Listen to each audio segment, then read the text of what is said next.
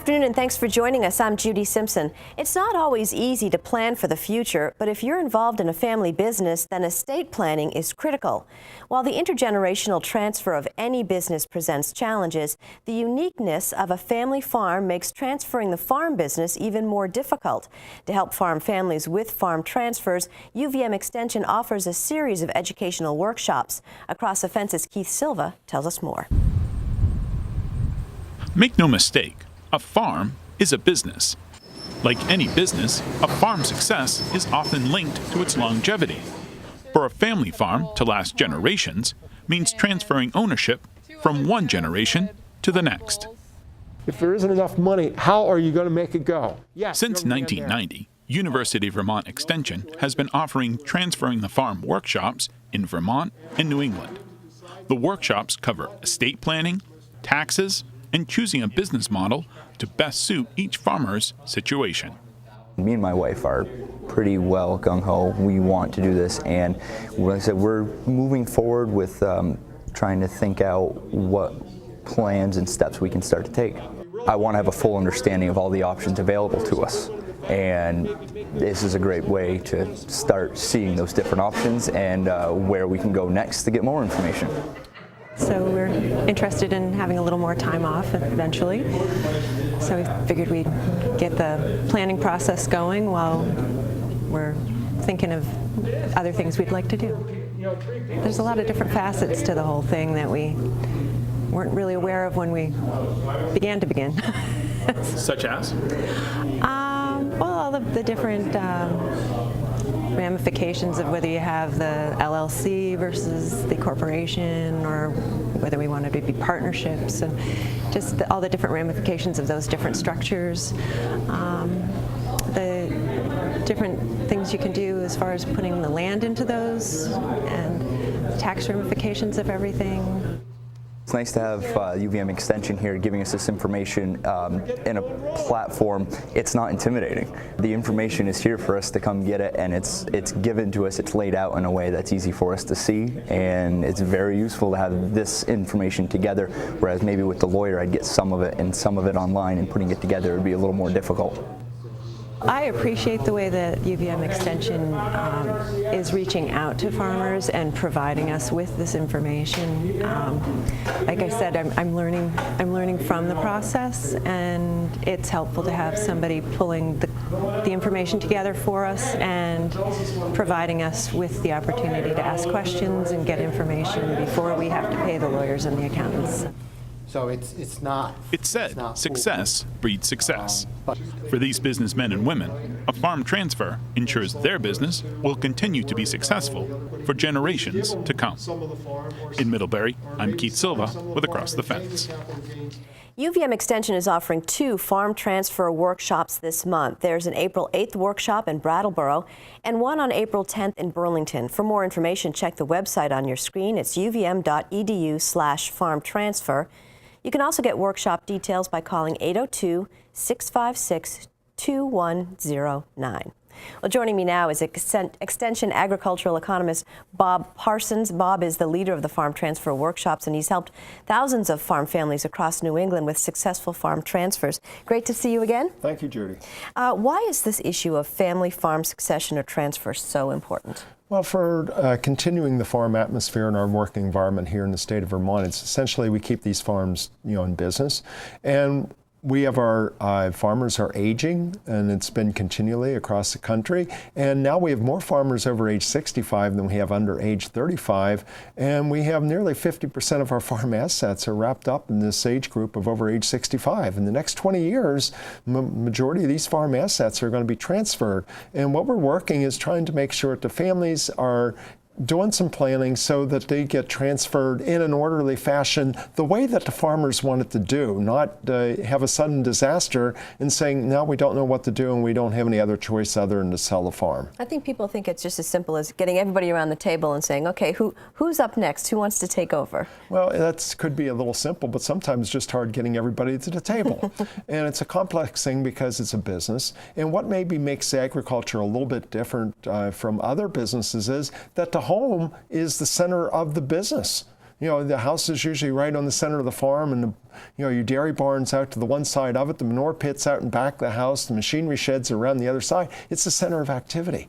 And so you don't really kind of retire. I mean, you're living in your business, and it really makes a very more complex situation. Is the situation in Vermont and New England similar to the rest of the country, or are we different? We're very similar to the rest of the country. We have aging farmers. We have younger people that want to get into farming, but land is too expensive to get into. And we still have this problem that the easiest ways to get into farming are either marry it or inherit it. And trying to buy your way into it is very difficult. And we have these farmers that don't have maybe any successor or anyone interested in the family. And we try to, how can we get these people connected? And so we need to be thinking about this. It's not something that we sit down and we're going to do our estate plan this afternoon and then we're done.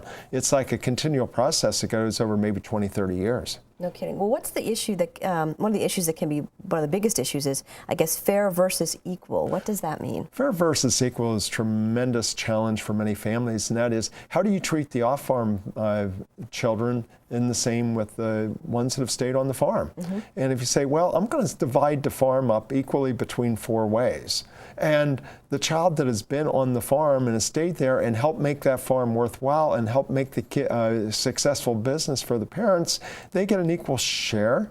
Is that fair? Most likely it isn't, but we don't know how it is to be fair with the other off-farm heirs who haven't contributed as much to the farm business.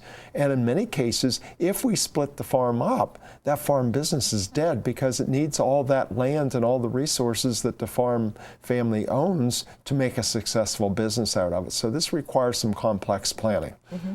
And so are there instances where a transfer is not wanted or expected, and what about those situations? Well, there are some people just say, he goes, I'm not going to make any plans, and when they carry me out of here in a pine box, everything will be divided then. But that is even a plan.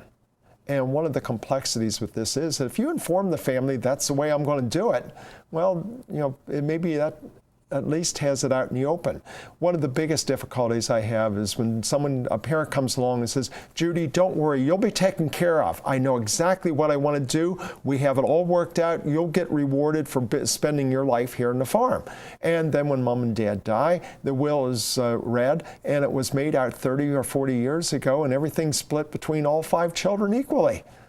You've misled the family member that's been now operating the farm for many years. Well, you're talking about, of course, the death on the farm, but farming is one of the nation's most dangerous occupations.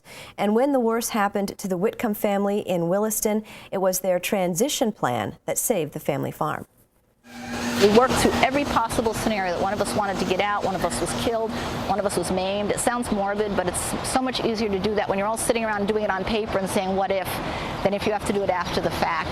If the worst thing happened, it would still go on. And my father was killed in a farm accident, so the worst did happen, and it did work. So we feel that, no one wants to do the acid test, but we did. I think the key thing was we could go to all the employees and say, you're going to get a paycheck on Friday, the business is fine, you don't have to worry about that. And we could put all our energy in what has happened to him, and that just made it so much easier, because I don't think we could have figured out the business part. We were too emotionally invested, in his accident. Well, Bob, what the Whitcombs did may have been difficult, but the alternative would have been far worse. Oh yes, they discussed things, and they thought, he goes, well, what happened if we did this, and what happened if this, and what happened if that, and the worst thing happened. And they were ready for it. And this is where, in many cases, just putting it off till tomorrow, unfortunately, tomorrow comes maybe a day too late, because we never know when something's going to happen. I could die in a car wreck leaving the station here today. And is my family prepared for that? And that's the very same thing with farms, and you're dealing with a complex business. And do you have the details planned out? Are you planning for death, disability, disagreement, divorce, and just anything else that could happen to the farm? And at least, you've made some risk plans to say, okay, in this alternative, this is what we might be able to do. And so what happens if the family doesn't have a plan? Then usually it's down to the worst case scenario, and that is what most likely happens is that the farm ends up having to be sold to cover for bills, and the successor's never been identified. There's no plans. Who's going to take it over? And even for families that don't have wills, the state of Vermont has a will for you, but that means everything's going to be split up equally. Well, let's take a look at another farm transfer example. Andersonville Dairy in West Glover has a farming tradition going back 200 years. Mark Rogers took over ownership 5 years ago, and he knew that once he bought the farm that he wouldn't be the owner for very long if he wanted to continue Andersonville's legacy. So let's take a look at that.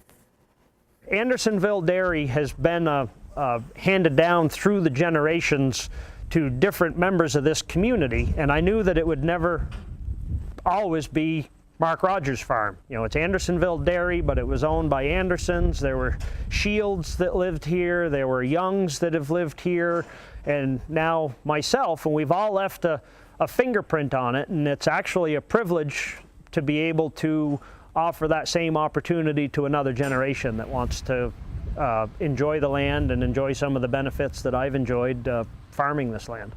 The transition that we're working into now will allow another generation, non-related, to come in, but still allow me to basically to deal with the parts of the farm that I really enjoy, which don't include a shovel, a wheelbarrow, or a skid steer. If it's not transitioning, you're scheduling your auction. Interesting. So what's your advice when it comes to how young a farmer has to be to start thinking about farm transition? Well, a young farmer that's coming back home to the family farm should be thinking about this and getting engaged, and his parents talking about this right away. And he goes, what do I bring to the farm? How am I going to pay for myself? And I want a roadmap to figure out where I'm going to be at a certain point in time to maybe start taking over the farm, because it's not just taking over lock, stock, and barrel. It just doesn't occur on April 1st, 2015. It's taking over the management in some areas, having a say in how the decision making is done, and gradually getting physical ownership of the assets. And that might be over a 30-year process. And most of our young people are not coming in saying, Mom and Dad, get out of the road, I want to take over the farm. They just want to know, am I going to have an opportunity to run this business someday? Can we talk about kind of a roadmap of where we might be headed? And that's what a lot of farms need to do, is that communication and say, okay, this is where we think we're headed. And it's like, the farmer went to a travel agency and said, all they did was ask me a bunch of questions. They asked me where I wanted to go, how I wanted to get there, and what I wanted to see. I don't know. Well, if you don't know where you want to go, chances are you're going to end up somewhere else. And if you aren't planning for a farm business succession, that means you're planning not to have a farm business succession, right, which means that you're probably planning that farm business is going to die when the current owner dies. So at the beginning of the program, I mentioned 2 upcoming farm transfer workshops. If we could put that information back on the screen. Bob, talk a little bit about who comes to the workshops. We have people from, I've had 4 generations come to some of the workshops. It's usually blended over many years. We have young people coming, trying to get their parents urged into moving. We have had people in their 80s and 70s who drugged their kids there so that they could seriously get talking about it. But we usually have a good breakout. We have people that are interested in keeping the family farm just in the family. We have families that have businesses. We have families that have both, and families that really they have no idea where they're at, and they have to get started, and they come to maybe several workshops before they get something put in place. So to a farm family member or a farm owner who says, I'm too busy to deal with this, your advice is what? It's going to come to you one day or another, and it's going to come to a day that you don't expect it. And it's better to think about this now and talk about it, because if not, you're going to leave a spouse, you're going to leave a kids, you're going to leave them in a situation that you don't want them to be in. And they want to know, what did Dad or Mom plan to do at the farm? We never asked them, so we never knew. And too, in that one clip that we saw earlier, the young woman was saying that they were so devastated by the loss of a family member that this was great. They had this in place. They didn't even have to think about it, and they could tell their employees, which is something we didn't even talk about, that everything was going to be okay. That's not a time to sit down and have a discussion around the family table about what we're going to do about the farm. And this afternoon we have to go to Dad's funeral. That's not the time to be talking about it. All right. Well, thank you so much for joining us today. Thank you very much, Judy. That's our program for today. Thanks for joining us. I'm Judy Simpson. We'll see you again next time on Across the Fence.